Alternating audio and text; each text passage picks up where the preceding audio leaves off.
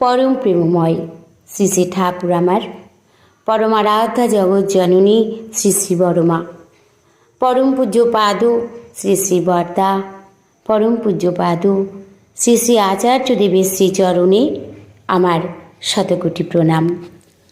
আমি শ্যামলী দেবনাথ, শ্যামার পরিবার চ্যানেলের সকল ভাই ও বোনেদের জানাই জয়গুরু ও ভালোবাসা। আমি শুরু করছি ইষ্ট প্রসঙ্গ আলোচনা। আমি যখন প্রথম শ্বশুরালয়ে আসি, আসার পর আমার শাশুড়ি মা যখন আমাকে বললেন তার ঠাকুর ঘরে নিয়ে গিয়ে ঠাকুরকে প্রণাম করো মা, প্রণাম করতে গিয়েই আমি অবাক দৃষ্টিতে তাকিয়েছিলাম ঠাকুরের দিকে। প্রথমত ভেবেছি ইনি কোন ঠাকুর, নাম কি, আর তার চোখ দুটি দেখে আমার তখনই ভীষণভাবে ভালো লাগা জন্মে গেছিল। মাকে যখন জিজ্ঞাসা করলাম, মাগো ইনি কি ঠাকুর, নাম কি, মা বললেন আমার দয়াল ঠাকুর পরম প্রেমময় শ্রী শ্রী ঠাকুর অনুকূল চন্দ্র। আমি জিজ্ঞাসা করলাম পাশে যিনি আছেন তিনি?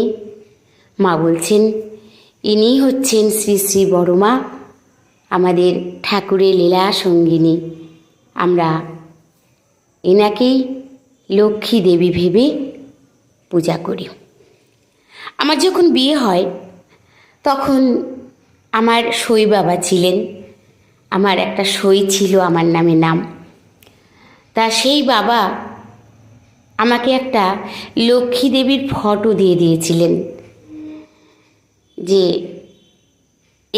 এই লক্ষ্মী দেবীকে নিয়ে গিয়ে স্থাপন করবি মা, প্রত্যেক বৃহস্পতিবারে তুই পূজা দিবি।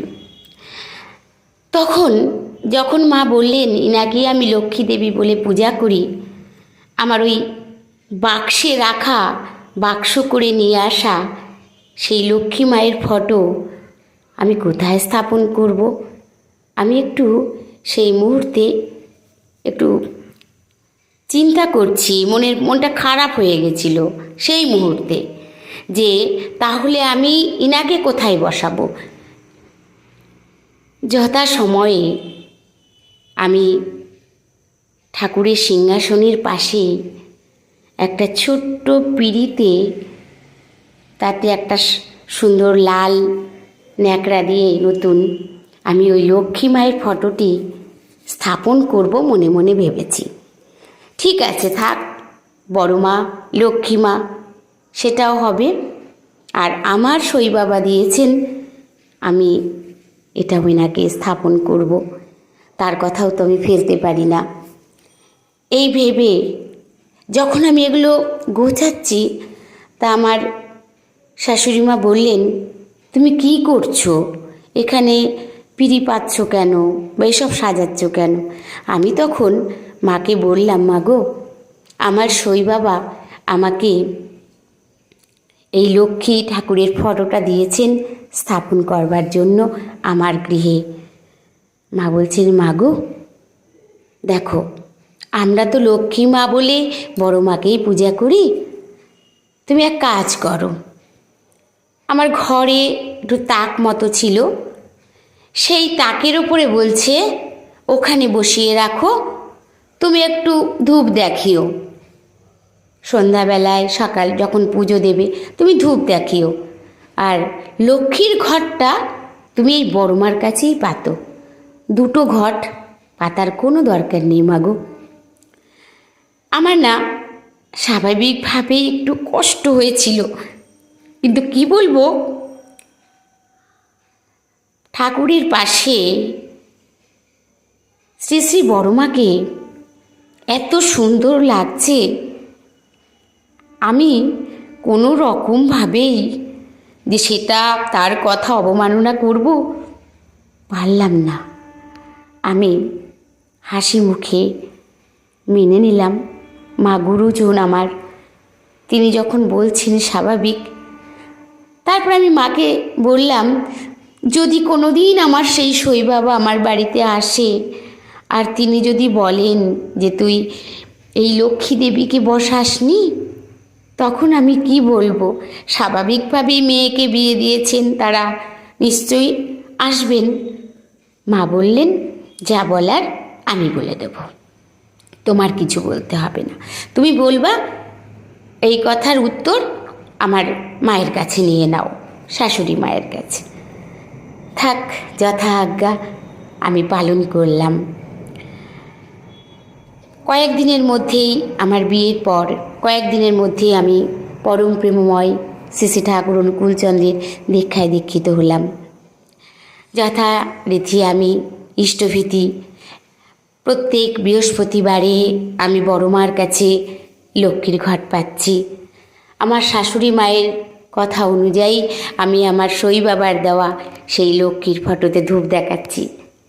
এইভাবেই চলছে।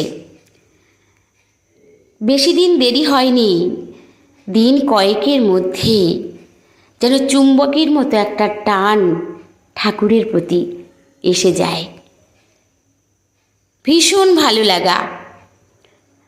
আমি তাকে চিনতামই না, আমি তাকে জানতামই না। আমি বিয়ের আগে মা কালী পুজো করতাম। আমার এই মা কালী পুজো করার একটি ঘটনা আমি ইষ্ট প্রসঙ্গ আলোচনাতে অনেক আগে সেটা বলেছি। আমার জীবনের একটি ঘটনা বলে পোস্ট করেছি। তাই মা কালী পুজো করতাম। শ্বশুরবাড়ি এসে সেটা আমার আর হয়নি, কারণ আমি ওই এককে ভালোবেসে ফেলেছি। সব কিছুই তো তিনি, এইটা ভেবে নিয়েছি। আমার দুঃখ এতটুকু হয়নি। আমার মাকে যখন আমি গিয়ে বলেছি কথাটা, যে মাগো, আমি তো মা কালী পুজো করতাম, কিন্তু আমার দীক্ষা হয়ে গেছে পরম প্রেমময় শ্রী শ্রী ঠাকুর অনুকূলচন্দ্রের। আমার মাও খুব খুশি হলেন, বললেন, বাহ, খুব ভালো কথা মা, ঠিকভাবে যেমন বলেছেন ঋত্বিক দেবতা তেমন করে চলবে। আজও সেই আমার ঋত্বিক দাদার কথা আমি মেনে চলেছি। তিনি আজ নেই। কি মানুষ যে ছিলেন তিনি, কি ভালো মানুষ ছিলেন আমার ঋত্বিক দাদা। তাকে দেখে এতটাই ভক্তি শ্রদ্ধা জেগেছিল, যেন স্বয়ং ঠাকুর তিনি পাঠিয়েছেন আমাদের জন্য। এত মিষ্টি তার কথা, এত মিষ্টি তার ব্যবহার। তাই এখনো চলছি সেইভাবে। আর ওই লক্ষ্মী দেবী আমার শ্রী শ্রী বড় মা, সেই বড় মার কাছেই আমি বলি সব সময়, মাগো,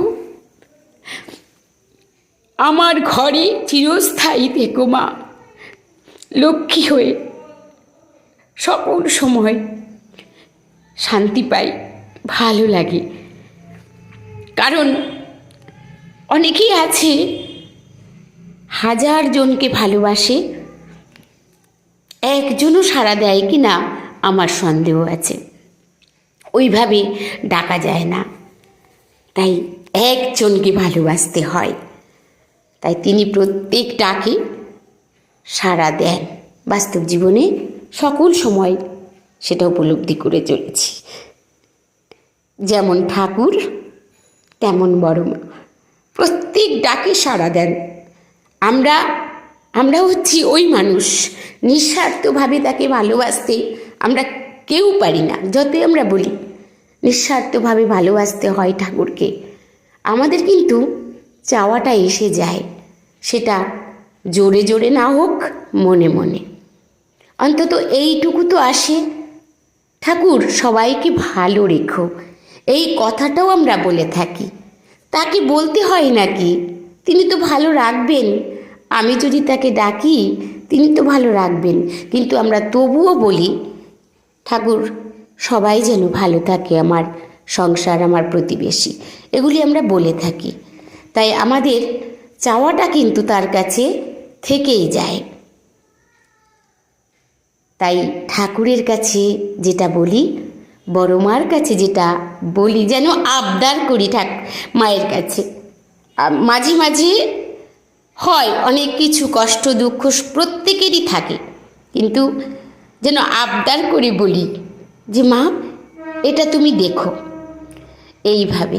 কিন্তু ওই যে বললাম যে নিঃস্বার্থভাবে তাকে ভালোবাসতে হবে, আমরা কিন্তু ততটা পারি না, মুখে যতই বলি না কেন নিঃস্বার্থভাবে পারি না। ঠাকুরের কাছে চাওয়া আমাদের থাকেই, তাই এইটুকু করে সকল সময় তার দয়া পেয়ে চলেছি। তাহলে সেইভাবে ভালো যদি বাঁচতে পারতাম, ঠাকুর আমার আরও থেকে আরও তর করে দিতেন সব কিছু। তাই ঠাকুরকে পেয়ে বাস্তব জীবনে সত্যিই খুব ভালো আছি। ভীষণভাবে গর্ব হয় যে ঠাকুরকে গ্রহণ করে ভালো আছি। যখন কারোর সঙ্গে কথা বলতে যাই, হয়তো কোনো রকমভাবে এমন একটা সিচুয়েশান তৈরি হয়ে যায় যেখানে কিছু কিছু কথা বলার থাকে, কিন্তু আমরা সেখানে সেটা বলি না। বলতে গেলেই বোঝা যায় যে অশান্তি বাঁধার একটা কারণ হয়ে দাঁড়াবে। তাই ঠাকুর এই মস্তিষ্ক নাড়া দিয়ে দেন যে এখানে চুপ থাকাই ভালো। তাই ঠাকুরকে ধরলে এই জিনিসগুলি আমাদের অটোমেটিকভাবে তৈরি হয়ে যায়। তাই তো সবাইকে বলি সকল সময়, পরম প্রেমময় শ্রী শ্রী ঠাকুর অনুকূলচন্দ্রের দীক্ষায় দীক্ষিত হলে অনেক কিছু শেখা যায়, অনেক কিছু। আমাকে দেখেই একজন বলবে, প্রত্যেকে যারা দেখবে, ফলো করবে, তারা বুঝবে যে ইনি কোন ঠাকুরের মানুষ। তাই আমাদের সেইরূপ চলন হতে হবে, যাতে আমাকে দেখে বোঝে আমার ঠাকুরটা কে। তাই আসুন, সকল সময় আমি বলি ঠাকুরকে মাথায় করে নিয়ে চলব, তাকে ঘরের একজন অবশ্যই ভাবতে হবে। তিনি ফটো হয়ে বসে আছেন এই ভাবলে চলবে না, তিনি সম্পূর্ণভাবে আমার দিকে তাকিয়ে আছেন, তার সঙ্গে আমরা অনর্গল কথা বলতে পারি, সাড়া তিনি দেন সেটা উপলব্ধি করতে পারি। তাই ঠাকুরকে ঘরের একজন ভেবে চলতে হবে। প্রত্যেক দিন ঠাকুরের জন্য নানা রকম জিনিস আনতে হবে। আমি যেমন আমার ঘরের সন্তানের জন্য আনি, আজ এটা কাল সেটা, একই রকম খাবার তো কেউ খায় না, তেমনি ঠাকুরকেও আলাদা আলাদা দিতে হয়।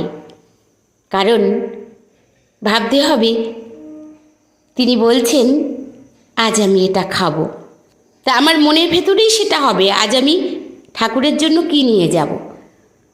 তাই সেইভাবে যেন আমরা চলি, আমাদের চলা বলা সব কিছু পাল্টে যাবে। আমাদের গর্ব হয় আমরা যারা সৎসঙ্গী, যারা ঠিকঠাকভাবে একটু করার চেষ্টা করেছি, তারা প্রত্যেকেই কিন্তু বলবে ঠাকুরকে ধরে ভালো আছি। আমরা ঠাকুরকে সকল সময় মাথায় করে নিয়েই চলব, তাহলে আমাদের জীবনটা সুন্দর হয়ে উঠবে। শান্তি অশান্তি তার মধ্য দিয়ে ঠাকুরকে ভালোবাসা একটা আলাদা শান্তি, আলাদা তৃপ্তি। সবাই ভালো থাকবেন, সুস্থ থাকবেন। পরম দয়ালের শ্রী রাতুল রাঙা চরণে আমি সকলের জন্য মঙ্গল প্রার্থনা করি। জয় গুরু।